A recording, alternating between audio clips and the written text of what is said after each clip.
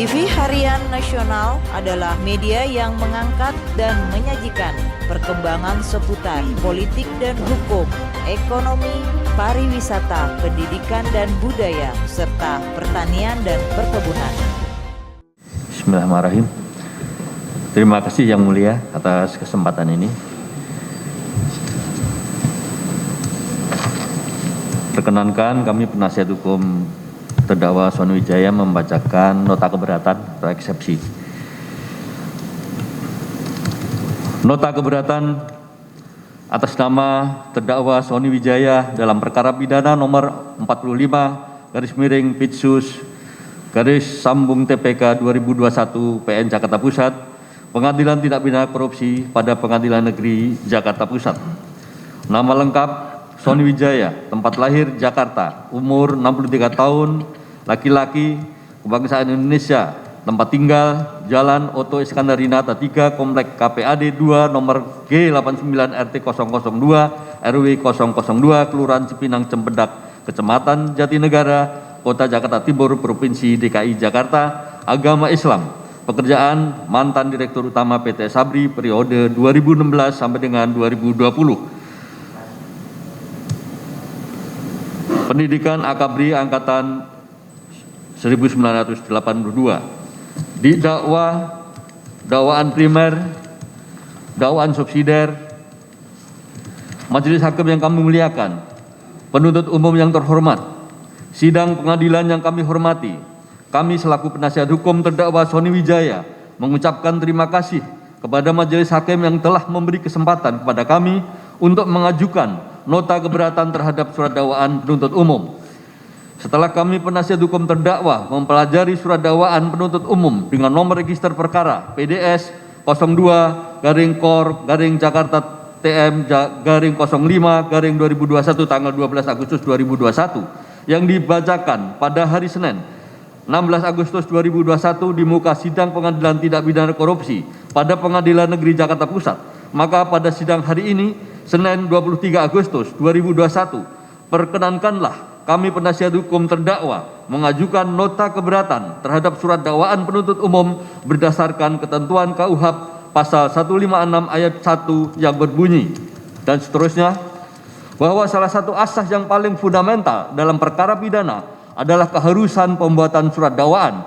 Hal ini menentukan batas-batas pemeriksaan dan penilaian majelis hakim yang memuat fakta-fakta yang dituduhkan terhadap terdakwa, dan majelis hakim hanya boleh memutuskan atas data dan fakta tersebut, tidak boleh kurang atau lebih, sehingga itulah yang majelis hakim pandang sebagai suatu litis kontestati.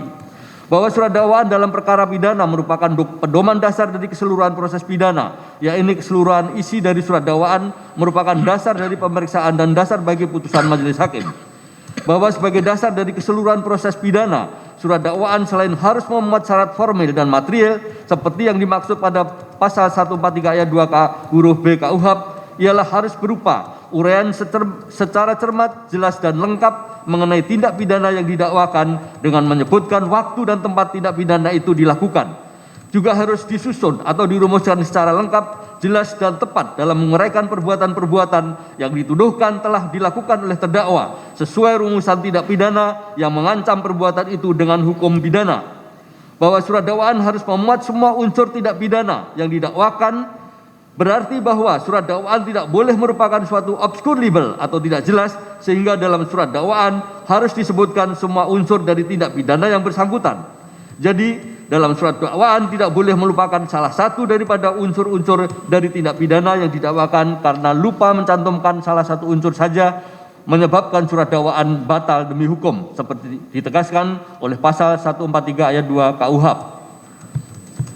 Bahwa pasal 143 ayat 2 KUHP pada dasarnya menentukan bahwa dakwaan harus berisi suatu uraian yang cermat, jelas dan lengkap mengenai tindak pidana yang didakwakan terhadap terdakwa.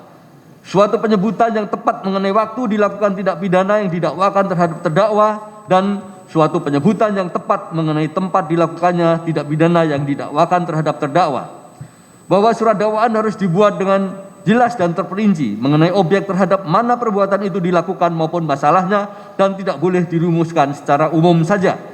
bahwa di samping itu materi dari surat dakwaan harus memuat unsur-unsur materi berupa adanya perbuatan, adanya tempat dan waktu perbuatan, masalah-masalah yang memberatkan atau meringankan. Karena pentingnya peranan surat dakwaan dalam proses acara pidana, maka penyusunan surat dakwaan menuntut tanggung jawab yuridis sebagaimana ditentukan dalam pasal 143 KUHP. Karena adanya dakwaan tersebut, nasib seseorang dipertaruhkan di muka sidang sehubungan adanya perbuatan yang dianggap telah melanggar suatu ketentuan hukum pidana.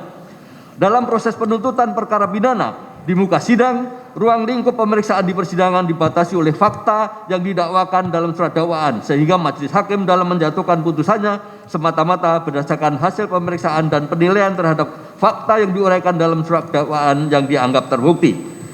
Dihubungkan dengan asas hukum acara pidana yang tercantum dalam pasal 6 ayat 2 Undang-Undang Nomor 48 Tahun 2009 tentang kekuasaan kehakiman dan seterusnya. Pertama, bahwa keseluruhan isi dari surat dakwaan yang terbukti dalam persidangan harus dijadikan dasar oleh majelis hakim dalam menjatuhkan putusannya. Kedua, bahwa apa yang dinyatakan terbukti dalam persidangan merupakan materi yang tercantum dalam surat dakwaan. Dengan demikian, surat dakwaan mempunyai arti penting bagi penuntut umum sebagai dasar untuk melakukan penuntutan perkara ke pengadilan, selanjutnya untuk dasar pembuktian serta pembahasan yuridis dalam tuntutan atau requisitoir dan upaya hukum.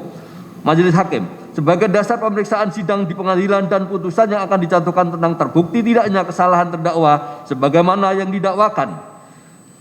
Terdakwa sebagai dasar pembelaan dari pembelaan serta penyiapan bukti-bukti perlawanan taken bewis tentang kesalahan yang didakwakan. Karena ruang lingkup pemeriksaan di muka sidang pengadilan telah dibatasi oleh surat dakwaan, maka majelis hakim akan memberikan keputusan tentang fakta perbuatan yang dianggap terbukti yang didukung oleh alat bukti yang sah, sehingga karenanya penting diperhatikan syarat-syarat formil dan material suatu dakwaan sebagai mana ditentukan dalam pasal 143 ayat 2 KUHP. Ketentuan syarat formil ini dimaksudkan bila mana penuntut umum mengajukan perkara pidana atas dasar surat dakwaan yang tidak memenuhi syarat formil tersebut di atas, maka majelis hakim dapat membatalkan surat dakwaan tersebut dalam suatu keputusan dalam pengertian suatu tindakan hukum. Hal mana mempunyai implikasi yuridis bahwa dakwaan tersebut masih tetap ada, tetapi pelaku perbuatan yang didakwakan menurut hukum dianggap masih belum diajukan, sehingga tindakan pembatalannya bersifat ex nunc. Sebagai akibat hukumnya, penuntut umum masih dapat mengajukan perkara tersebut atas dakwaan semula, baik terhadap orang lain maupun orang yang sama seperti pengajuan yang pertama. Selanjutnya, syarat-syarat material sebagaimana ditentukan dalam pasal 143 ayat 2 huruf B KUHP, yaitu ketentuan yang berhubungan dengan tindak pidana itu sendiri, yang dapat diuraikan sebagai berikut. Pertama, rumusan atas perbuatan-perbuatan yang didakwakan harus diformulasikan secara tegas dan dijelaskan unsur-unsurnya, baik objektif maupun subjektif. Perumusan objektif yaitu mengenai bentuk atau macam tindak pidana dan cara-cara terdakwa melakukan tindak pidana tersebut. Perumusan subjektif yaitu mengenai masalah pertanggungjawaban seseorang menurut hukum seperti unsur-unsur obstacle atau kesengajaan atau culpa, kealpaan. Kedua, uraian mengenai tempus delicti dan locus delicti, yaitu tempat atau waktu tindak pidana itu dilakukan. Mengenai locus delicti atau tempat terjadinya tindak pidana dilakukan adalah penting apabila dihubungkan dengan beberapa ketentuan dari KUHP dan KUHP, yaitu kompetensi relatif dari pengadilan dan seterusnya. Terima kasih rekan-rekan pers semuanya bahwa sidang hari ini adalah sidang pembacaan nota keberatan atau eksepsi dari terdakwa Letnan Jenderal Purnawirawan TNI Sony Wijaya. Kebetulan kalau kita melihat dari surat dakwaan jaksa penuntut umum yang telah disampaikan minggu yang lalu, itu kami menilai dan berpendapat bahwa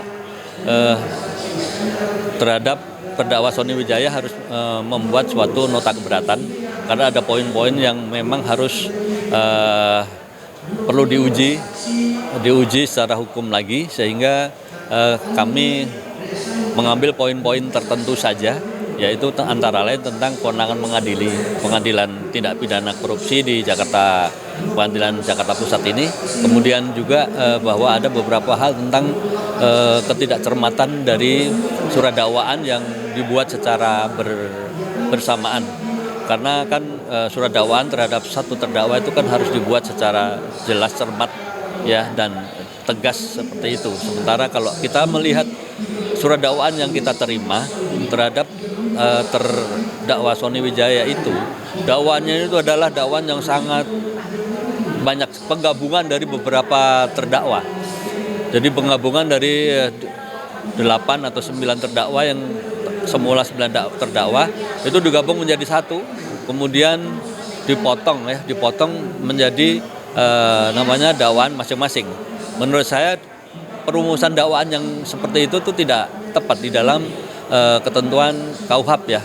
Oleh karena itu kita harus membuat suatu eksepsi ini adalah supaya di dalam proses penanganan perkara ini bisa berjalan dengan baik sesuai dengan koridor hukum yang berlaku. Terus terang bahwa klien kami Bapak Sony Wijaya itu juga dengan adanya kejadian seperti ini adalah sangat terpukul dan sangat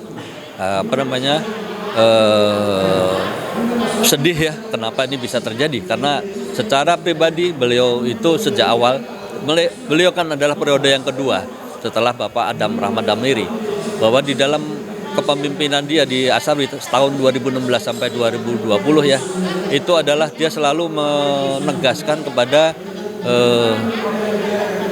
elemen-elemen di bawahnya bahwa selalu harus mengamankan aset-aset PT Asabri. Uang rakyat, uang prajurit harus diamankan. Itu selalu penegasan dia seperti itu. Sehingga pelaksanaan pengamanan itu seperti apa? Beliau kembalikan kepada tugas masing-masing. Tupoksinya ada direktur investasi, ada divisi investasi dan seterusnya. Sehingga mereka akan agak terkejut kalau Pak Sony Wijaya itu menjadi salah satu terdakwa di dalam perkara ini. Jadi seperti itu. Untuk selanjutnya nanti akan kita lihat di dalam pemeriksaan saksi-saksi nanti. Kita akan bedah, kita akan bicara perdebatan hukumnya ada di pemeriksaan saksi-saksi nanti. Apakah keterangan saksi yang sesuai dengan BAP dari Kejaksaan, penyidik Kejaksaan Agung itu adalah sesuai atau tidak? Kan gitu.